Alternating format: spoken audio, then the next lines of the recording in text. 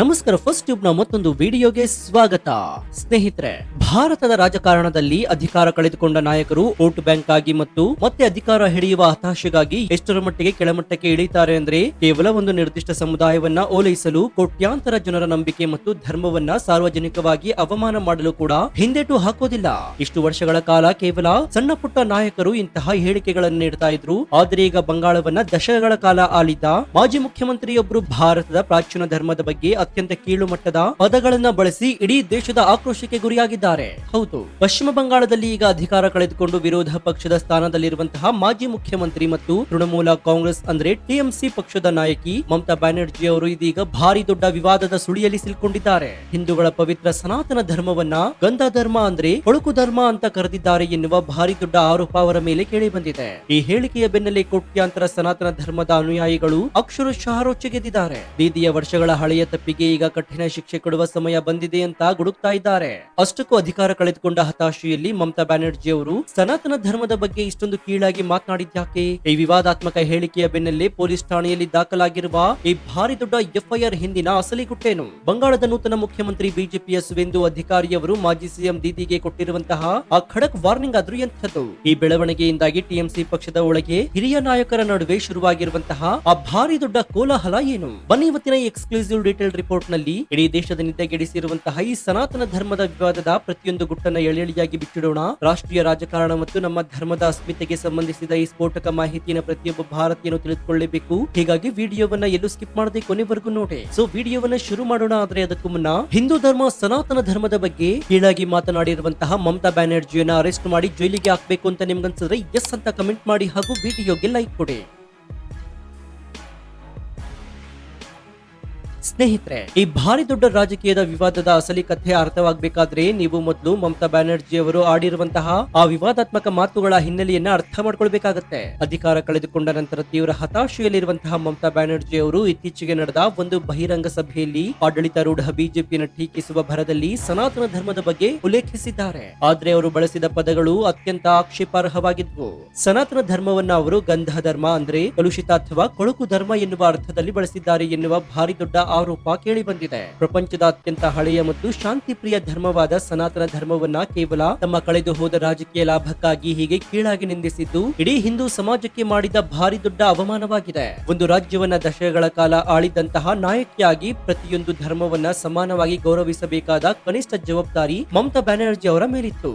ಆದ್ರೆ ಅವರ ಈ ಹೇಳಿಕೆ ಈಗ ಅವರನ್ನ ಕಾನೂನಿನ ಭಾರಿ ದೊಡ್ಡ ಸಂಕಷ್ಟಕ್ಕೆ ಸಿಲುಕಿಸಿದೆ. ಸನಾತನ ಧರ್ಮದ ಅನುಯಾಯಿಗಳು ಮತ್ತು ಹಿಂದೂ ಪರ ಸಂಘಟನೆಗಳ ನಾಯಕರು ತಕ್ಷಣವೇ ಪೊಲೀಸ್ ಠಾಣೆಯ ಮೆಟ್ಟಿಲೇರ್ತಾರೆ. ಕೋಟ್ಯಾಂತರ ಹಿಂದೂಗಳ ಧಾರ್ಮಿಕ ಭಾವನೆಗಳಿಗೆ ಧಕ್ಕೆ ತಂದಿದ್ದಾರೆ ಮತ್ತು ಸಮಾಜದಲ್ಲಿ ಕೋಮು ದ್ವೇಷವನ್ನ ಪ್ರಚೋದಿಸುವಂತಹ ಪ್ರಯತ್ನ ಮಾಡಿದ್ದಾರೆ ಅಂತ ಆರೋಪಿಸಿ ಮಮತಾ ಬ್ಯಾನರ್ಜಿ ಅವರ ವಿರುದ್ಧ ಡೈರೆಕ್ಟ್ ಆಗಿ ಎಫ್ಐಆರ್ ದಾಖಲು ಮಾಡಿದ್ದಾರೆ. ಒಬ್ಬ ಮಾಜಿ ಮುಖ್ಯಮಂತ್ರಿ ವಿರುದ್ಧ ಇಂತಹ ಗಂಭೀರವಾದಂತಹ ಕ್ರಿಮಿನಲ್ ಪ್ರಕರಣ ದಾಖಲಾಗಿರುವುದು ಪಶ್ಚಿಮ ಬಂಗಾಳ ರಾಜಕಾರಣದಲ್ಲಿ ಭಾರಿ ದೊಡ್ಡ ಭೂಕಂಪವನ್ನೇ ಸೃಷ್ಟಿ ಮಾಡಿದೆ. ಮಮತಾ ಬ್ಯಾನರ್ಜಿ ಅವರ ಈ ಹೇಳಿಕೆ ಕೇವಲ ಆಡಳಿತ ಪಕ್ಷಕ್ಕೆ ಮಾತ್ರವಲ್ಲದೆ ಸ್ವತಃ ಟಿಎಂಸಿ ಪಕ್ಷದ ಒಳಗೆ ಭಾರಿ ದೊಡ್ಡ ಅಗ್ನಿ ಪರ್ವತವನ್ನ ಸ್ಫೋಟಿಸಿದೆ. ಈಗಾಗಲೇ ಅಧಿಕಾರ ಕಳೆದುಕೊಂಡು ಕಂಗಾಲಾಗಿರುವಂತಹ ಟಿಎಂಸಿ ಪಕ್ಷದಲ್ಲಿರುವ ಅನೇಕ ಹಿರಿಯ ಹಿಂದೂ ನಾಯಕರು ಮತ್ತು ಶಾಸಕರು ಈಗ ಅಕ್ಷರಶಃ ಬೆಚ್ಚಿ ಬಿದ್ದಿದ್ದಾರೆ. ಮುಂಬರುವ ದಿನಗಳಲ್ಲಿ ನಡೆಯಲಿರುವಂತಹ ಚುನಾವಣೆಗಳಲ್ಲಿ ನಾವು ಯಾವ ಮುಖ ಇಟ್ಕೊಂಡು ಹಿಂದೂ ಮತದಾರರ ಬಳಿ ಹೋಗಿ ಮತ ಕೇಳುವುದು ಅಂತ ಅವರು ಒಳಗೊಳಗೆ ಪ್ರಶ್ನಿಸಲು ಶುರು ಮಾಡಿದ್ದಾರೆ. ವೋಟ್ ಬ್ಯಾಂಕ್ ರಾಜಕಾರಣಕ್ಕಾಗಿ ಮುಸ್ಲಿಮರನ್ನ ಓಲೈಸಲು ಹೋಗಿ ಇಡೀ ಹಿಂದೂ ಸಮಾಜವನ್ನ ಎದುರು ಹಾಕೊಂಡರೆ ನಮ್ಮ ಪಕ್ಷದ ಭವಿಷ್ಯ ಕಂಪ್ಲೀಟ್ ಆಗಿ ಮಣ್ಣು ಪಾಲಾಗುತ್ತೆ ಎನ್ನುವಂತಹ ಭಾರಿ ದೊಡ್ಡ ಆತಂಕ ಈಗ ಟಿಎಂಸಿ ಪಾಳಯದಲ್ಲಿ ಶುರುವಾಗಿದೆ. ಇದು ಪಕ್ಷದ ಒಳಗೆ ಆಂತರಿಕ ಬಂಡಾಯಕ್ಕೆ ನಾಂದಿ ಹಾಡಿದೆ. ಇಷ್ಟು ವರ್ಷಗಳ ಕಾಲ ಬಂಗಾಳದಲ್ಲಿ ಮಮತಾ ಬ್ಯಾನರ್ಜಿ ಅವರದೇ ದರ್ಬಾರಿತ್ತು. ಅವರು ಏನೇ ತಪ್ಪು ಮಾಡಿದ್ರು ಕೂಡ ಅವರ ವಿರುದ್ಧ ಆಕ್ಷನ್ ತೆಗೆದುಕೊಳ್ಳಲು ಪೊಲೀಸರು ಹೆದರ್ತಾ ಇದ್ರು. ಆದ್ರೆ ಈಗ ಬಂಗಾಳದಲ್ಲಿ ಆಡಳಿತ ಕಂಪ್ಲೀಟ್ ಆಗಿ ಬದಲಾಗಿದೆ. ಈಗ ಬಂಗಾಳದ ಮುಖ್ಯಮಂತ್ರಿ ಕುರ್ಚಿಯಲ್ಲಿ ಕುಳಿತಿರುವುದು ಬಿಜೆಪಿಯ ಫೈರ್ ಬ್ರಾಂಡ್ ನಾಯಕ ಸುವೇಂದು ಅಧಿಕಾರಿ. ಮಾಜಿ ಮುಖ್ಯಮಂತ್ರಿ ವಿರುದ್ಧ ಎಫ್ಐಆರ್ ದಾಖಲಿಸುತ್ತಾ ಇದ್ದಂತೆಯೇ ಸುವೇಂದು ಅಧಿಕಾರಿಯವರು ಈಗ ತಮ್ಮ ಪೊಲೀಸ್ ಇಲಾಖೆಗೆ ಕಂಪ್ಲೀಟ್ ಫ್ರೀ ಹ್ಯಾಂಡ್ ಪವರ್ ಅನ್ನು ಕೊಟ್ಟಿದ್ದಾರೆ. ತಪ್ಪು ಮಾಡಿದವರು ಎಷ್ಟೇ ದೊಡ್ಡ ವಿಐಪಿ ಆಗಿರಲಿ, ಎಷ್ಟೇ ವರ್ಷ ಆಡಳಿತ ಮಾಡಿರಲಿ, ಕಾನೂನಿನ ಮುಂದೆ ಎಲ್ಲರೂ ಕೂಡ ಸಮಾನರು. ಡೈರೆಕ್ಟ್ ಆಗಿ ಆಕ್ಷನ್ ತೆಗೆದುಕೊಳ್ಳಿ ಅಂತ ಆದೇಶಿಸಿದ್ದಾರೆ. ಇದು ಬಂಗಾಳದ ಜನತೆಗೆ ನಿಜವಾದ ಕಾನೂನಿನ ಆಡಳಿತ ಹೇಗಿರುತ್ತೆ ಎನ್ನುವುದರ ಅಸಲಿ ದರ್ಶನ ಮಾಡಿಸ್ತಾ ಇದೆ. ಬಂಗಾಳದ ನೂತನ ಮುಖ್ಯಮಂತ್ರಿ ಸುವೇಂದು ಅಧಿಕಾರಿಯವರು ಮಾಧ್ಯಮಗಳ ಮುಂದೆ ಬಂದು ಮಮತಾ ಬ್ಯಾನರ್ಜಿ ಅವರ ವಿರುದ್ಧ ಭಾರಿ ದೊಡ್ಡ ವಾಗ್ದಾಳಿ ನಡೆಸಿದ್ದಾರೆ. ದೀದಿಯ ಅಸಲಿ ಹಿಂದೂ ವಿರೋಧಿ ಬಣ್ಣ ಈಗ ಇಡೀ ದೇಶದ ಮುಂದೆ ಬಯಲಾಗಿದೆ. ಅಧಿಕಾರ ಕಳೆದುಕೊಂಡ ಹತಾಶೆಯಲ್ಲಿ ಅವರು ಮಾನಸಿಕ ಸಮತೋಲನವನ್ನ ಕಳೆದುಕೊಂಡು ಸನಾತನ ಧರ್ಮವನ್ನ ನಿಂದಿಸ್ತಾ ಇದ್ದಾರೆ. ಸನಾತನ ಧರ್ಮವನ್ನ ಮುಗಿಸ್ತೀನಿ ಅಂತ ಹೇಳಿದ ತಮಿಳುನಾಡಿನ ಡಿಎಂಕೆ ನಾಯಕರ ಸಾಲಿಗೆ ಈಗ ಮಮತಾ ಬ್ಯಾನರ್ಜಿ ಕೂಡ ಸೇರ್ಕೊಂಡಿದ್ದಾರೆ. ಆದ್ರೆ ಇದು ಬಿಜೆಪಿಯ ಸರ್ಕಾರ.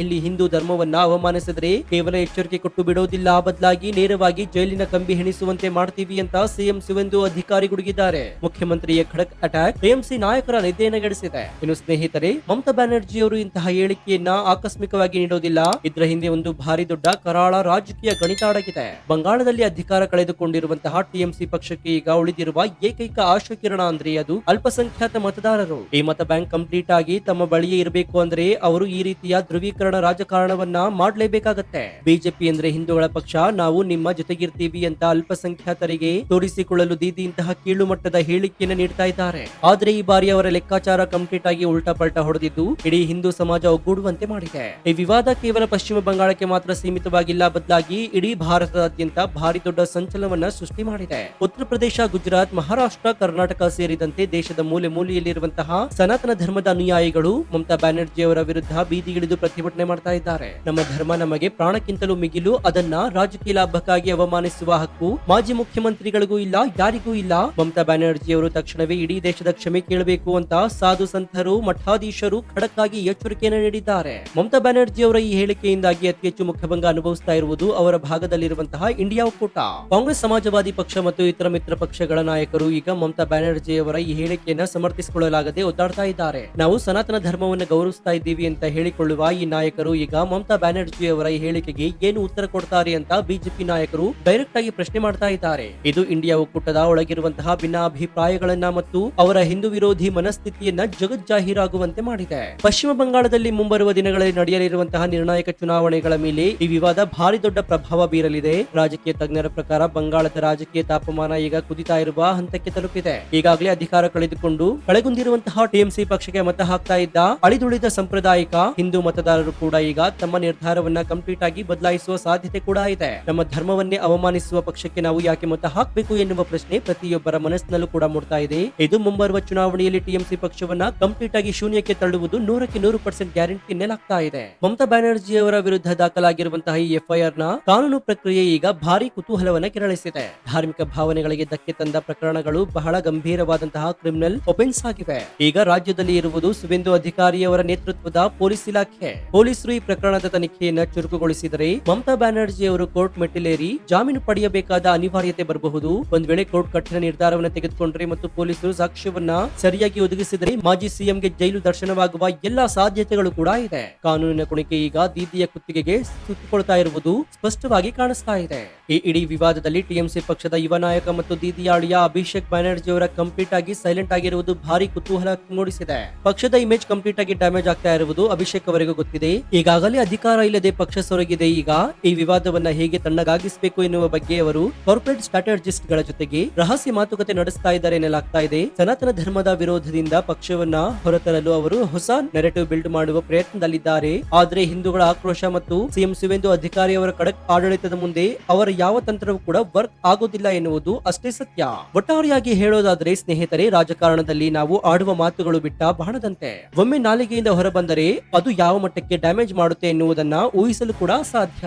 ಮಮತಾ ಬ್ಯಾನರ್ಜಿ ಅವರು ತಾವು ಅಧಿಕಾರದಲ್ಲಿದ್ದಾಗ ಮಾಡಿದ ತಪ್ಪುಗಳಿಗೆ ಈಗ ವಿರೋಧ ಪಕ್ಷದ ಸ್ಥಾನದಲ್ಲಿ ಕುಳಿತು ಬೆಲೆ ತೆರ್ತಾ ಇದ್ದಾರೆ. ತಮ್ಮ ವೋಟ್ ಬ್ಯಾಂಕ್ ಆಗಿ ಆಡಿದ ಮಾತುಗಳು ಈಗ ಅವರಿಗೆ ಭಾರಿ ದೊಡ್ಡ ಮುಳ್ಳಾಗಿ ಪರಿಣಮಿಸಿದೆ. ಸನಾತನ ಧರ್ಮವನ್ನ ಅವಮಾನಿಸಿದ ಯಾರಿಗೂ ಈ ನೆಲದಲ್ಲಿ ರಾಜಕೀಯವಾಗಿ ಉಳಿಗಾಲವಿಲ್ಲ ಎನ್ನುವುದನ್ನ ಭಾರತ ಇತಿಹಾಸ ಪದೇ ಪದೇ ಸಾಬೀತುಪಡಿಸಿದೆ. ಮಾಜಿ ಸಿಎಂ ದೀದಿಯ ಈ ಅಹಂಕಾರದ ಮಾತುಗಳು ಮುಂಬರುವ ದಿನಗಳಲ್ಲಿ ಅವರ ರಾಜಕೀಯ ಅಸ್ತಿತ್ವವನ್ನೇ ಕಂಪ್ಲೀಟ್ ಆಗಿ ಅಳಿಸಿ ಹಾಕುತ್ತಾ ಎನ್ನುವುದನ್ನ ಕೂಡ ಕಾದ್ ನೋಡ್ಬೇಕಾಗಿದೆ.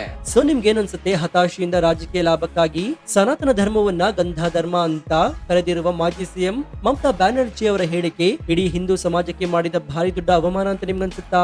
ಮುಖ್ಯಮಂತ್ರಿ ಶಿವೆಂದು ಅಧಿಕಾರಿ ಅವರ ಸರ್ಕಾರ ಕಾನೂನಿನ ಮುಂದೆ ಎಲ್ಲರೂ ಸಮಾನರು ಎನ್ನುತ್ತಾ ಮಾಜಿ ಸಿಎಂ ವಿರುದ್ಧ ದಾಖಲಾಗಿರುವ ಎಫ್ಐಆರ್ 100% ಸರಿಯಾಗಿದೆ ಅಂತ ನಿಮ್ಗನ್ಸುತ್ತಾ? ಈಗಲೇ ನಿಮ್ಮ ಅತ್ಯಂತ ಪ್ರಮುಖವಾದ ತಾರ್ಕಿಕ ಲೆಕ್ಕಾಚಾರ ಮತ್ತು ಪ್ರಾಮಾಣಿಕ ಅನಿಸಿಕೆಯನ್ನು ಕಮೆಂಟ್ ಬಾಕ್ಸ್ ನಲ್ಲಿ ತಪ್ಪದೆ ತಿಳಿಸಿ ಮುಕ್ತವಾಗಿ ಚರ್ಚಿಸೋಣ. ಭಾರತದ ರಾಷ್ಟ್ರೀಯ ರಾಜಕಾರಣ ಮತ್ತು ಸನಾತನ ಧರ್ಮದ ಅಸ್ಮಿತೆಯನ್ನು ಎತ್ತಿ ಹಿಡಿಯುವ ಸ್ಫೋಟಕ ರಿಪೋರ್ಟ್ ಎಲ್ಲರಿಗೂ ತಲುಪುವಂತೆ ಹೆಮ್ಮೆಯಿಂದ ವಿಡಿಯೋವನ್ನು ನಿಮ್ಮ ವಾಟ್ಸ್ಆಪ್, ಫೇಸ್ಬುಕ್ ಗ್ರೂಪ್ ಗಳಲ್ಲಿ ಮರೆಯದೆ ಶೇರ್ ಮಾಡಿ. ಇದೇ ರೀತಿ ರಾಜಕೀಯ ವಿಶ್ಲೇಷಣೆಗಳು, ರಾಷ್ಟ್ರೀಯ ಭದ್ರತೆ ಮತ್ತು ಜಿಯೋಪೊಲಿಟಿಕ್ಸ್ ನ ನಿಷ್ಪಕ್ಷಪಾತ, ತ್ವರಿತ ಮತ್ತು ಅತ್ಯಂತ ಡೀಟೇಲ್ ಆದ ರಿಪೋರ್ಟ್ ಗಳಿಗಾಗಿ ನಿಮ್ಮ ನೆಚ್ಚಿನ ಫಸ್ಟ್ ಟ್ಯೂಬ್ ಯೂಟ್ಯೂಬ್ ಚಾನಲ್ ಅನ್ನು ಈಗಲೇ ಸಬ್ಸ್ಕ್ರೈಬ್ ಮಾಡಿಕೊಂಡು ಪಕ್ಕದಲ್ಲಿರುವಂತಹ ಬೆಲ್ ಐಕಾನ್ ಅನ್ನು ಪ್ರೆಸ್ ಮಾಡಿ. ಇದರಿಂದ ನಾವು ಹಾಕುವ ಹೊಸ ವಿಡಿಯೋ ನೋಟಿಫಿಕೇಶನ್ ಮೊದಲು ನಿಮಗೆ ಸಿಗುತ್ತೆ. ಮತ್ತೊಂದು ಸ್ಫೋಟಕ ರಾಜಕೀಯ ಷಡ್ಯಂತ್ರದ ವಿಡಿಯೋದೊಂದಿಗೆ ನಿಮ್ಮನ್ನ ಭೇಟಿಯಾಗ್ತೀನಿ. ಅಲ್ಲಿಯವರೆಗೂ ಎಚ್ಚರದಿಂದ ಇರಿ, ದೇಶ ವಿದೇಶದ ಆಗು ಹೋಗುಗಳನ್ನ ಗಮನಿಸ್ತಾನೆ ಇರಿ. ಇದಾಗಿತ್ತು ಈ ಕ್ಷಣದ ವಿಶೇಷ. ನೋಡ್ತಾ ಇರಿ ಫಸ್ಟ್ ಟ್ಯೂಬ್ ಕನ್ನಡ. ಧನ್ಯವಾದ.